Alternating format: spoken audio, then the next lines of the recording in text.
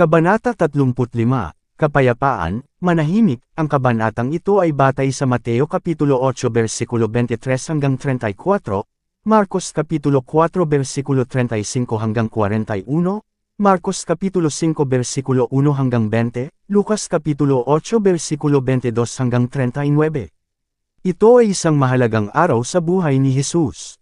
Sa tabi ng dagat ng Galilea ay binanggit niya ang kanyang mga unang talinghaga, sa pamamagitan ng pamilyar na mga paglalarawan na muling ipinaliliwanag sa mga tao ang kalikasan ng kanyang kaharian at ang paraan kung paano ito itatag. Inihalintulad niya ang kanyang sariling gawain sa maghahasik, ang pag-unlad ng kanyang kaharian sa paglago ng buto ng mastasa at ang epekto ng lebadura sa sukat ng pagkain. Ang dakilang huling paghihiwalay ng matuwid at masasama ay inilarawan niya sa mga talinghaga ng trigo at mga damo at ang lambat. Ang labis na kahalagahan ng mga katotohanan na kanyang itinuro ay inilarawan ng nakatagong kayamanan at ng perlas na napakahalaga, habang sa talinghaga ng may bahay ay itinuro niya sa kanyang mga disipulo kung paano sila dapat gumawa bilang kanyang mga kinatawan. Buong araw siya ay nagtuturo at nagpapagaling, at sa pagsapit ng gabi ay nagpupumilit pa rin sa kanya ang mga pulutong. Araw-araw ay naglingkod siya sa kanila, halos hindi huminto para kumain o magpahinga.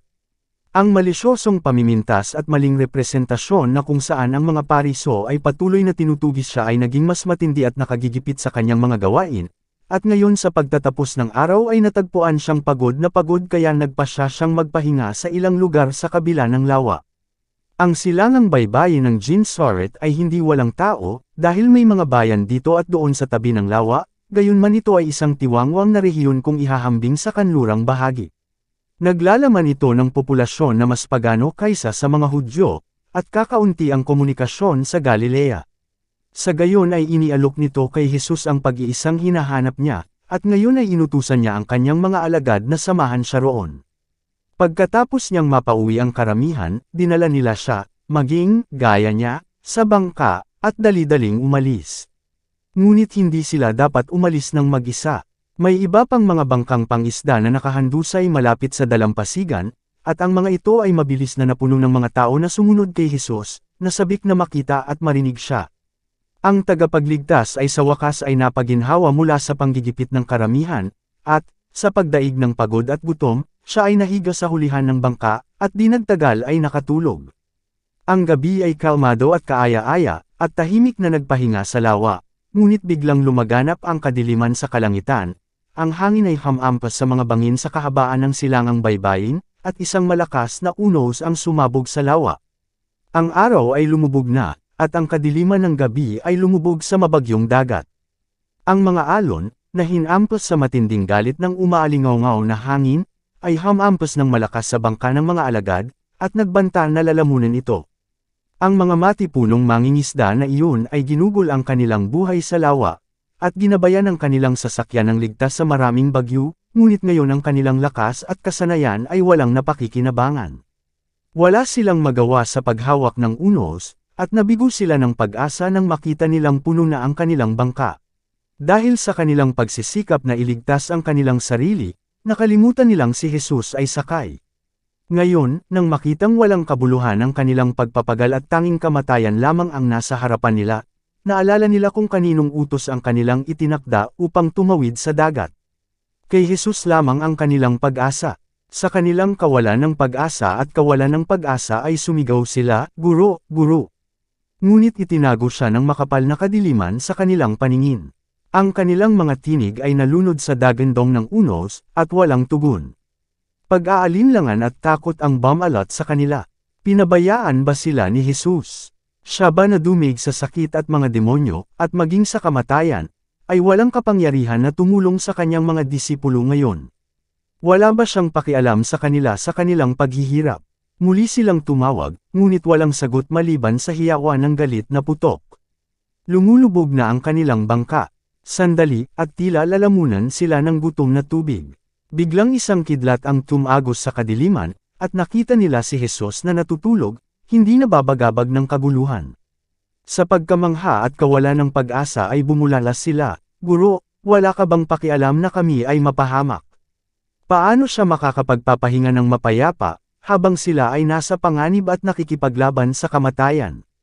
Ang kanilang sigaw ay pumukaw kay Jesus. Habang ang kidlat ay naghahayag sa kanya, nakikita nila ang kapayapaan ng langit sa kanyang mukha. Nabasa nila sa kanyang sulyap ang makakalimutin sa sarili, magiliw na pag-ibig, at ang kanilang mga puso ay bumabelang sa kanya, sumisigaw, Panginoon, iligtas mo kami, kami ay napahamak. Hindi kailanman binibigkas ng kaluluwa ang sigaw na iyon ng hindi pinakinggan. Habang hawak ng mga alagad ang kanilang mga sagwan upang gumawa ng huling pagsisikap, bumangon si Jesus. Siya ay nakatayo sa gitna ng kanyang mga alagad, habang ang unos ay umaagos, ang mga alon ay humahampas sa kanila, at ang kidlat ay nagliliwanag sa kanyang mukha.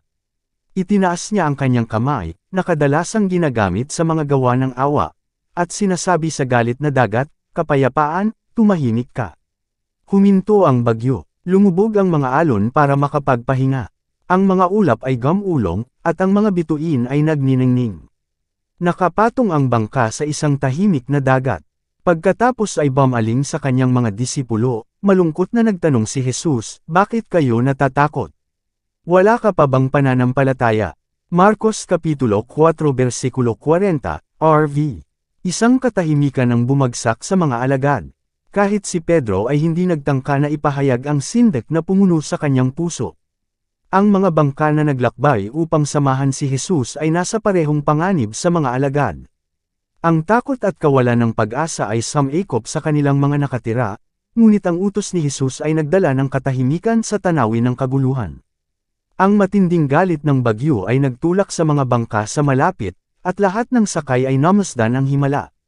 Sa katahimikan na sumunod, ang takot ay nakalimutan. Ang mga tao ay nagbulungan sa isa't isa, anong uri ng tao ito, na maging ang mga hangin at ang dagat ay sumusunod sa kanya. Nang si Jesus ay ginaisang upang salubungin ang bagyo, siya ay nasa ganap na kapayapaan. Walang bakas ng takot sa salita o tingin, dahil walang takot sa kanyang puso. Ngunit hindi siya nagpahinga sa pagtataglay ng makapangyarihang kapangyarihan. Ito ay hindi bilang ang Panginoon ng lupa at dagat at langit, na siya ay nagpahinga ng tahimik. Ang kapangyarihang iyon na kanyang inilatag, at sinabi niya, wala akong magagawa sa aking sarili. Juan Kapitulo 5 versikulo 30. Nagtiwala siya sa kapangyarihan ng Ama. Sa pananampalataya sa pagmamahal at pangangalaga ng Diyos, nagpahinga si Jesus, at ang kapangyarihan ng salitang iyon na nagpatahimik sa bagyo ay ang kapangyarihan ng Diyos. Kung paanong si Jesus ay nagpahinga sa pamamagitan ng pananampalataya sa pangangalaga ng Ama, gayon din tayo ay dapat magpahinga sa pangangalaga ng ating tagapagligtas. Kung ang mga alagad ay nagtiwala sa Kanya, sila sana ay napanatili sa kapayapaan. Ang kanilang takot sa panahon ng panganib ay naghayag ng kanilang kawalan ng pananampalataya. Sa kanilang pagsisikap na iligtas ang kanilang sarili, nakalimutan nila si Jesus, at ito ay lamang kapag, sa kawalan ng pag-asa ng pagtitiwala sa sarili, sila ay bumaling sa Kanya na siya ay maaaring magbigay sa kanila ng tulong. Gaano kadalas ang karanasan natin ng mga disipulo? Kapag nagtipon ang mga unos ng tukso, at kumikidlat ang mabangis na kidlat, at tinatangay tayo ng mga alon, lumalaban tayo sa unos ng mag-isa, nalilimutan na may isa na tutulong sa atin. Nagtitiwala tayo sa ating sariling lakas hanggang sa mawala ang ating pag-asa, at handa tayong mapahamak. Pagkatapos ay naaalala natin si Jesus, at kung tatawag tayo sa Kanya upang iligtas tayo, hindi tayo iiyak ng walang kabuluhan. Bagamat malungkot niyang sinaway ang ating kawalan ng pananampalataya at tiwala sa sarili, hindi siya nagkukulang sa pagbibigay sa atin ng tulong na kailangan natin. Sa lupa man o sa dagat, kung nasa puso natin ang tagapagligtas, hindi na kailangang matakot. Ang buhay na pananampalataya sa manunubos ay magpapadaloy ng dagat ng buhay, at magliligtas sa atin mula sa panganib sa paraang alam niya na pinakamabuti. May isa pang espiritual na aral sa himalang ito ng pagpapatahimik ng unos. Ang karanasan ng bawat tao ay nagpapatutuo sa katotohanan ng mga salita ng banal na kasulatan, ang masama ay parang maligalig na dagat, kapag hindi ito mapapahinga. Walang kapayapaan, sabi ng aking Diyos, sa masama. Isayas Kapitulo 57 versikulo 20-21. Sinira ng kasalanan ang ating kapayapaan. Habang ang sarili ay hindi nasusupol, hindi tayo makakahanap ng pahinga. Ang mga dalubhasang hilig ng puso na hindi kayang kontrolin ng kapangyarihan ng tao. Kami ay walang magawa dito gaya ng mga disipulo para patahimikin ang lumaragasang bagyo. Ngunit siya na nagsalita ng kapayapaan sa mga alon ng Galilea ay nagsalita ng salita ng kapayapaan para sa bawat kaluluwa. Gaano man kalakas ang unos, ang mga bumaling kay Jesus na may sigaw, Panginoon, iligtas mo kami, ay makakatagpo ng kaligtasan. Ang kanyang biyaya, na nakikipagkasundo sa kaluluwa sa Diyos, ay nagpapatahimik sa alitan ng pagnanasa ng tao, at sa kanyang pag-ibig ang puso ay nagpapahinga. Pinapatahimik niya ang bagyo, na anupat ang mga alon ni Yaon ay tumahimik. Kung magkagayoy natutuwa sila sapagkat sila'y tumahimik, kaya dinadala niya sila sa kanilang nais na kanlungan. Awit Kapitulo 107 versikulo 29-30. Yamang inaaring ganap sa pamamagitan ng pananampalataya, tayo ay may kapayapaan sa Diyos sa pamamagitan ng ating Panginoong Jesu Kristo. Ang gawain ng katwiran ay magiging kapayapaan, at ang epekto ng katwiran ay katahimikan at katiyakan magpakailanman.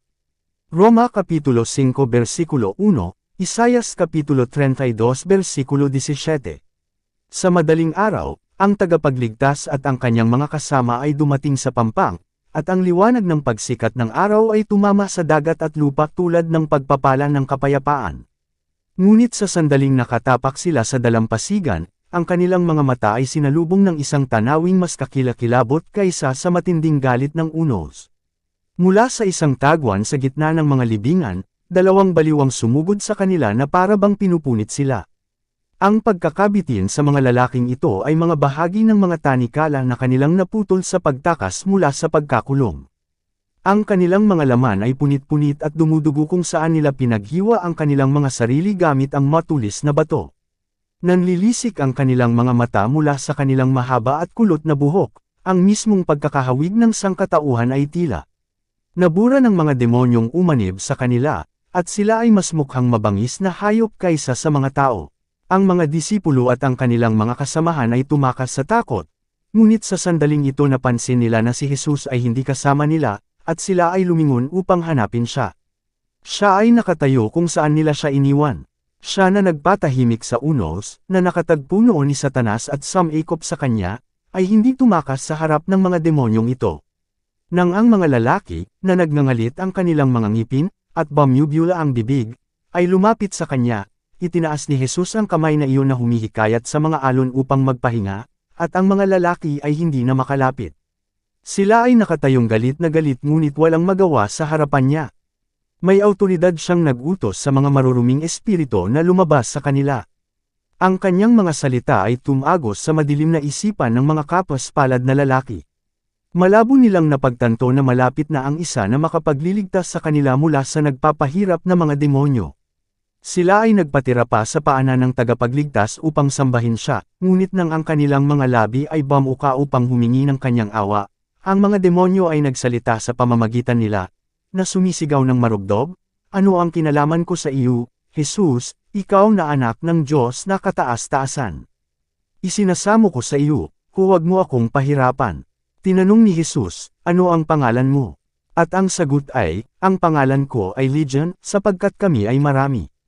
Gamit ang mga naghihirap na lalaki bilang mga medium ng komunikasyon, nakiusap sila kay Jesus na huwag silang paalisan sa bansa.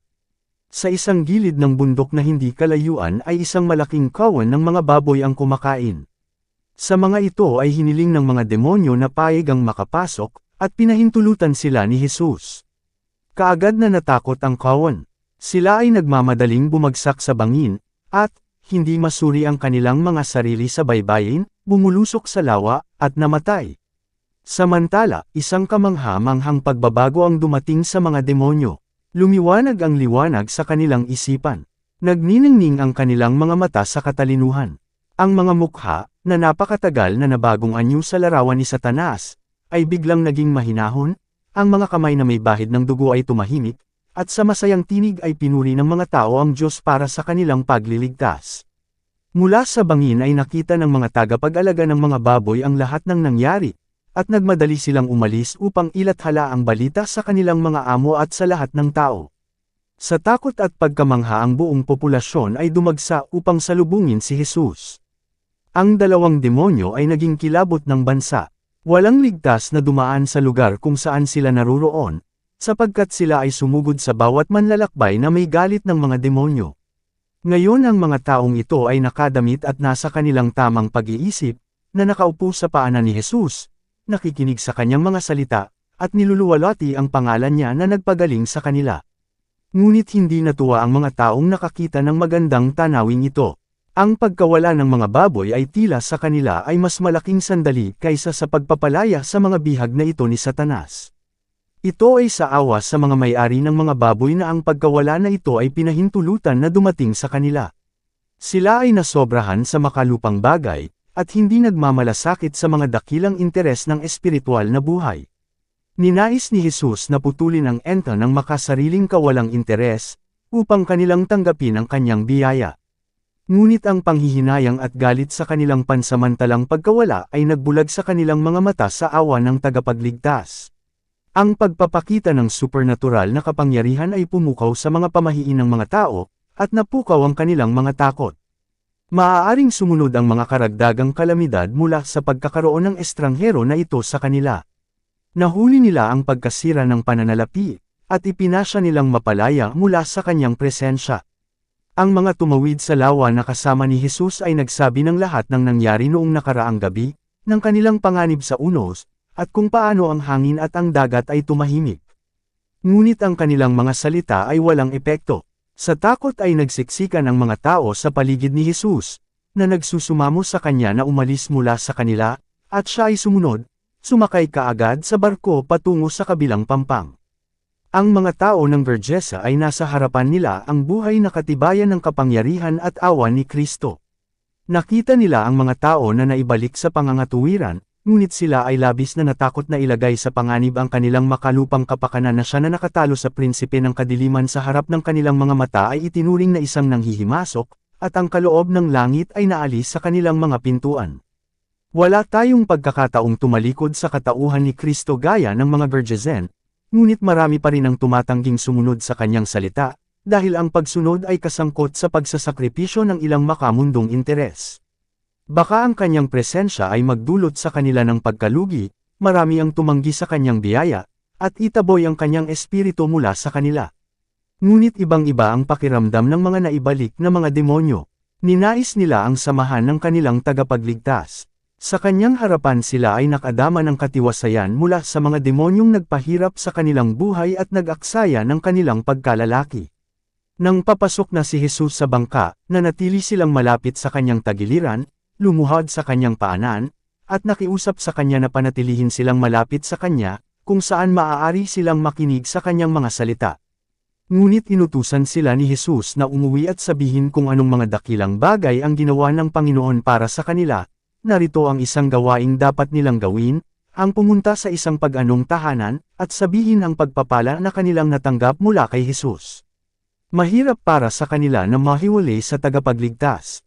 Malaking kahirapan ang tiyak na dadating sa kanila kasama ng kanilang pag-anong mga kababayan. At ang matagal nilang pagkakahiwalay sa lipunan ay tila nag-disqualify sa kanila para sa gawaing kanyang ipinahiwatig. Ngunit sa sandaling itinuro ni Jesus ang kanilang tungkulin ay handa na silang sumunod. Hindi lamang nila sinabi sa kanilang sariling mga sambahayan at mga kapitbahay ang tungkol kay Jesus, ngunit nagpunta sila sa buong Decapolis. Sa lahat ng dako na ipinapahayag ang kanyang kapangyarihang magligtas, at inilarawan kung paano niya sila pinalaya mula sa mga demonyo. Sa paggawa ng gawaing ito maaari silang tumanggap ng mas malaking pagpapala kaysa kung, para lamang sa kapakinabangan ng kanilang sarili, sila ay nanatili sa kanyang piling. Ito ay sa paggawa upang ipalaganap ang mabuting balita ng kaligtasan na tayo ay inilapit sa tagapagligtas.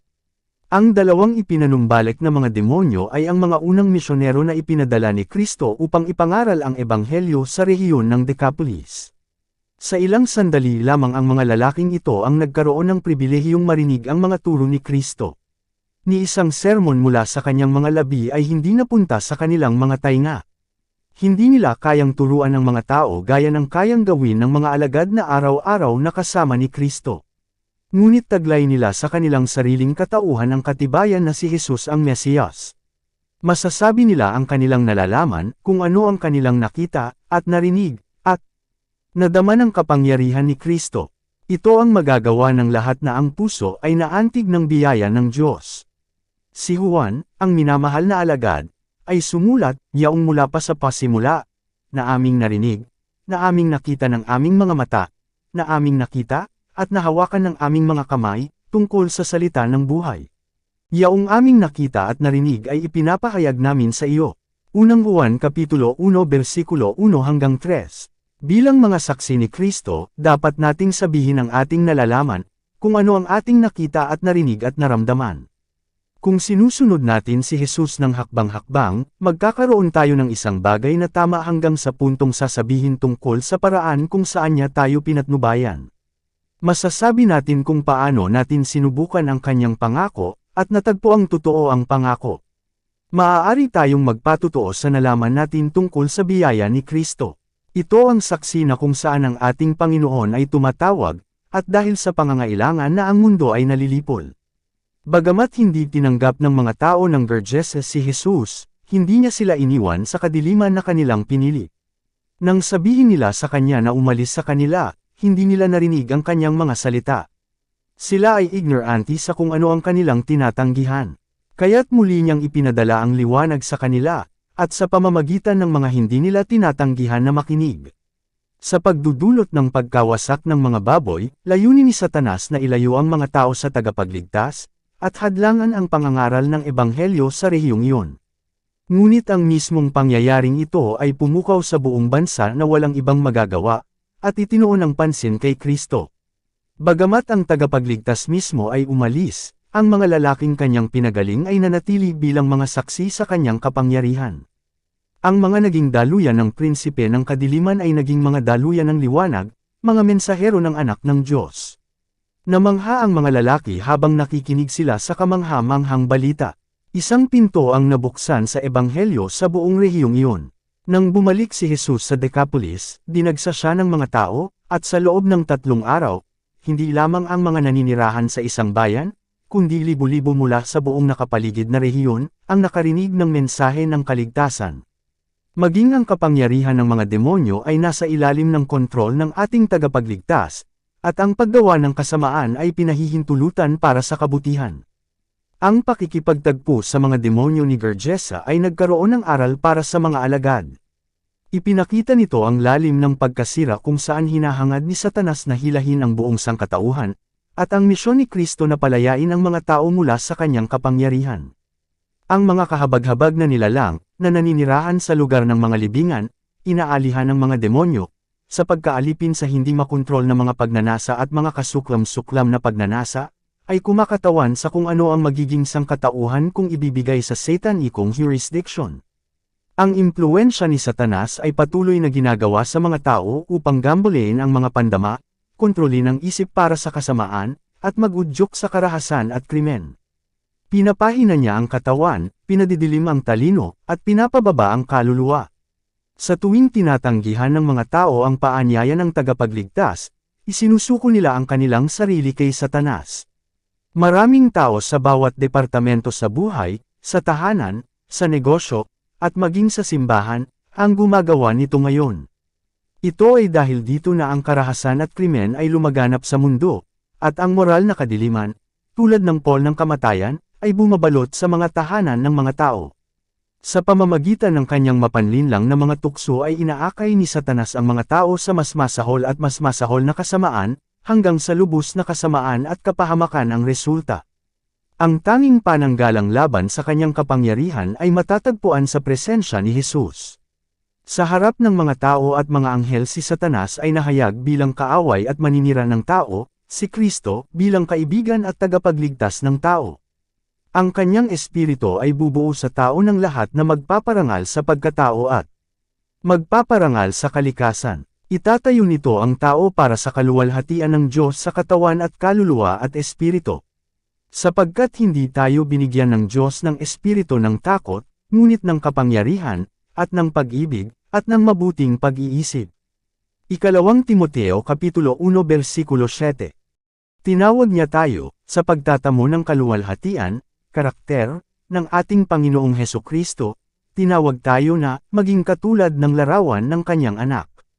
Ikalawang Tesalonika Kapitulo 2 versikulo 14, Roma Kapitulo 8 versikulo 29. At ang mga kaluluwang ibinaba bilang mga instrumento ni Satanas ay nananatili pa rin sa pamamagitan ng kapangyarihan ni Kristo na naging mga mensahero ng katwiran, at isinugo ng anak ng Diyos upang sabihin kung ano ang mga dakilang bagay na ginawa ng Panginoon para sa iyo, at nahabag sa iyo. Dito nagtatapos ang Kabanata 35. Para updated ka sa susunod na kabanata, ay huwag kalimutang mag-subscribe, mag-follow at mag-share sa ating channel Renilab TV. Maraming salamat po.